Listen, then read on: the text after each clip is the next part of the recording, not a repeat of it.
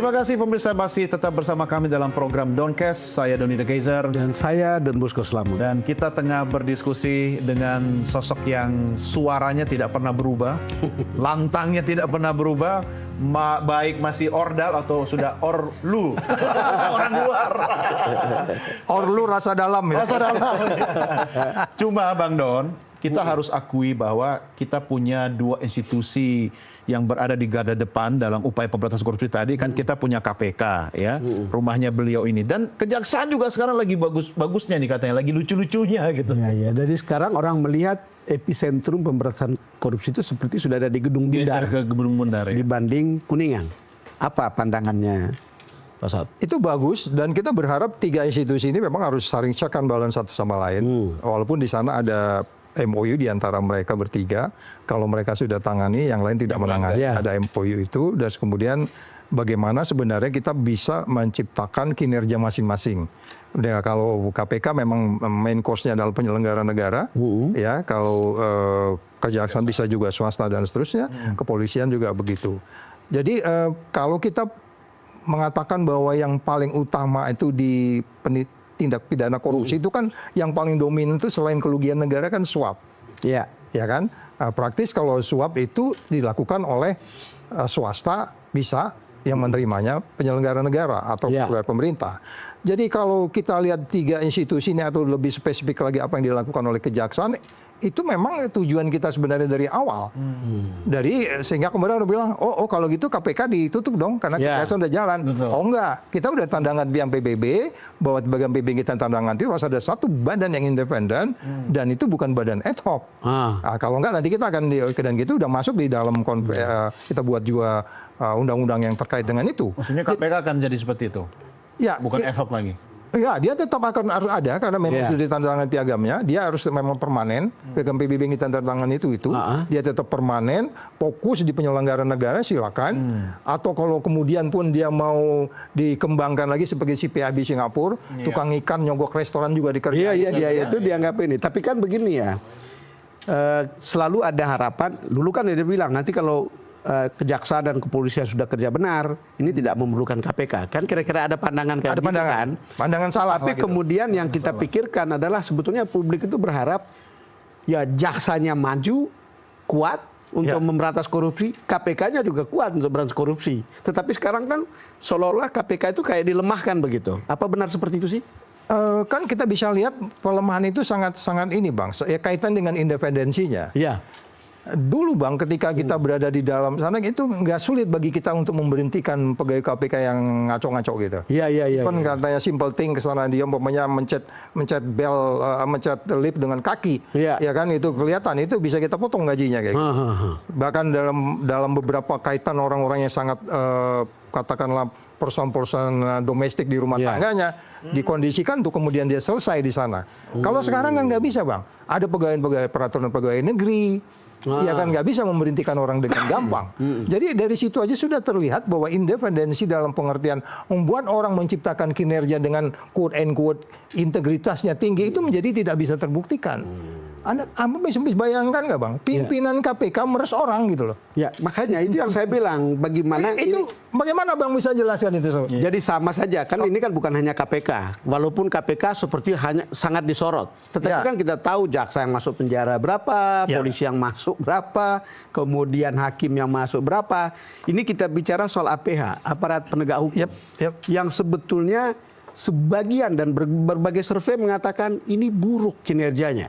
Tidak memuaskan publik, lalu kemudian ini menjadi salah satu pangkal dari bagaimana gelapnya penegakan hukum kita gitu. Bang bisa bayangkan, yang saya selalu bilang itu ada 8.000 surat masuk pengaduan, dan kita bergerak di situ. Tapi kemudian itu katakanlah kita lakukan klarifikasi dan seterusnya, sehingga kemudian dengan sesuai dengan resource dia hanya mampu 300 kasus per tahun. Dari 8.000 orang yang ngirim surat Bang, itu orang-orang sableng apa ngirim surat ke KPK itu. Belum lagi yang nelpon 198, telepon tik-tik masuk bisa mengadu. Nah, kalau kita kemudian katakanlah KPK menjadi sangat tidak independen, dan kemudian mereka tidak seperti dulu nilai-nilainya, Yang saya selalu bilang di KPK itu ada 9 nilai, jujur, peduli, mandiri, disiplin, tanggung jawab, berani, sederhana, adil. Nilai itu sudah dibuang, ya kan? Nggak bisa membedakan, ada nilai sederhana tapi naik helikopter, dibayarin orang lain segala macam. Nah, jadi nilai-nilai itu udah dirusak, Bang. Jadi kemudian ketika nilai itu rusak, nggak bisa diharapkan apapun, jadi dia hanya seperti penegak hukum lainnya. Kan kita berharap ini KPK yang sekarang ini KPK yang Abang kenal pertama kali berdiri, kan? Bisnis itu nggak mungkin lagi kan, Bang? Kelihatannya susah melihat itu. Jalan satu-satunya Prabowo bikin perpu, selesai sudah. Oh, presiden harus bikin perpu. Iya, selesai. Itu perpu, Abang tuntut, redaktor tuntut waktu ke Jokowi, kemudian tapi nggak juga. Bikin perpu, kembalikan kejaksaan, biarkan terus dia bekerja seperti ini, kemudian kita saling check and balance satu sama lain. Nggak ada perlu dominasi dong dalam pemberantasan.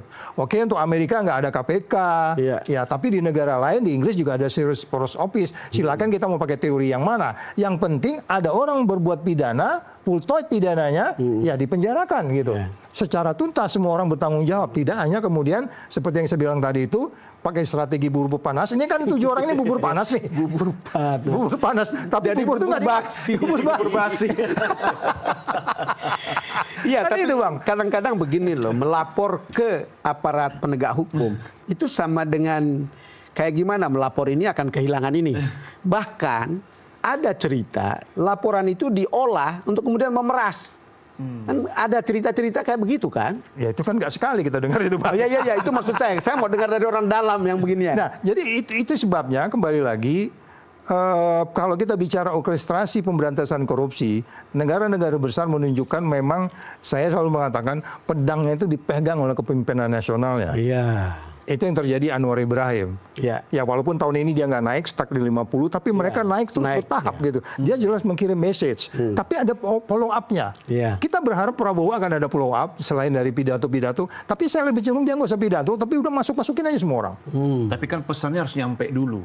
Warningnya. Nah, itu biarin aja media yang menilai. Daripada kita ngomong tapi membuktikannya agak susah, lama. Karena penyelidikan anti korupsi ini kan kalau dia kerugian negara aja, BPK tuh lama ngitungnya, Bang. Kalau kita begini, kalau saya berpikir sederhana, Pak Saud, kalau yang ada sekarang aja bisa clean dan clear untuk diadili dengan cara yang benar begitu, itu sudah lebih dari cukup. Artinya tidak bisa misalnya dipagari oleh kepentingan politik dan seterusnya gitu. Itulah yang saya bilang, Bang. Kita berharap siapapun tiga penegak hukum ini, dia harus menciptakan hukum yang pasti, hukum yang adil, hukum yang bermanfaat. Sisi keadilannya kan masih dipertanyakan. Katanya lawan politik aja katanya. Tapi kalau kita mau urut indikator-indikatornya, Bang, 10 indikator bahwa ini memang berbau politik. Ambil aja kasus Hasto, kita akan ketemu 10 indikator ini politik, Bang. Ketemu. Hasto. Kita ambil kasus Hasto. Atau nanti kasus-kasus yang lain juga, katakanlah Thomas Lembong segala macam, ya ketemu juga indikator-indikator itu gitu. Dia bilang selalu tidak ada kickbacknya, gue nggak nerima. Agak aneh. Jadi makanya kembali lagi, hukum yang adil, hukum yang pasti, hukum yang bermanfaat, ini kita berharap diciptakan oleh unsur-unsur penegak hukum baik kejaksaan, kepolisian, dan KPK. Ya kan? Oleh sebab itu, kalau kita kembali lagi mengatakan hukum yang bermanfaat, hukum yang adil, hukum yang pasti, secara akademik itu kita dekati betul. Ini kan menjadi lebih sederhana kalau presiden selalu, kalau dia memandang itu ada kaitan yang sedikit berbau-bau yang tidak tiga ini, dia bisa ke KPK bisa ngomong, lu berisik amat sih Hasto tuh. Apa sih Hasto tuh? Apa? Udah keluarin aja tuh. Keluar, orangnya di bawah pemerintah kok, Pak. Dia di bawah pemerintah gitu. Sampai ada istilah, masa Megawati mesti telepon-teleponan, tak gimana saya nggak ngerti. Saya not politician, tapi kan hukum itu harus Anda perlakukan di tempat yang sama, pada posisi yang sama. Masih banyak yang lebih prioritis. Kalau kita bicara kerugian negaranya lebih besar. Yes, itu yang saya katakan. Bahkan terlindungi karena penyanderaan. Kan prioritas tergantung siapa. Abang udah kuracuni pikiran. Enggak, karena saya nggak tahu sedikit. Oh iya, Abang lebih tahu, aku yakin. Tapi Pak Saud, kan prioritas tergantung siapa yang menentukan prioritas. Nah, kalau itu hukum, tapi bagi para politisi itu prioritas, itu hukum yang dipolitis. Ya, itulah makanya Bang Abang kan tahu yang namanya legal reasoning. Legal reasoning itulah kekuatan kita mengatakan bahwa Hasto ini ditahan itu percuma ditahan juga. Mengubah perilaku enggak? Legal reasoning itu yang kita harus lihat bagaimana teorinya, bagaimana presidennya, ya kan? Pada peristiwa-peristiwa sebelumnya anggap aja IKTP yang paling spektakuler. Itu dia masuk penjara setelah putusan pengadilan gitu Bang. Atau besok mau kita biarkan aja dia di luar dulu. Sampai kemudian mau di persidangan Kalau baru soal kita. Hasto kan benar kata Pak Saud, itu kacamata hukumnya, kacamata politiknya dia harus ditahan. Enggak, kan masalahnya kan kalau saya komplain saya tentang Hasto adalah bahwa aparat penegak hukum itu seperti tebang pilih. Nggak apa-apa dia diambil, tapi ya banyak lagi yang ada di depan mata itu sebetulnya yang bisa diambil. Yang lebih menyengsarakan rakyat juga gitu. Apalagi kalau kita melihat bahwa sebenarnya MA udah memutuskan bahwa KPU harus melantik orang itu kan. Apa pentingnya menyengsarakan rakyat dibanding menyengsarakan politisi? Udah cocok duduknya di kiri. Agak kiri ya. Agak kiri. Daripada nanti ke kiri masuk jurang, kita rehat lagi ya.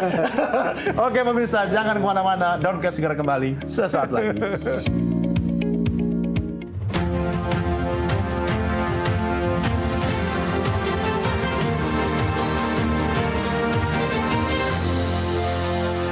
Apa kabar pemirsa?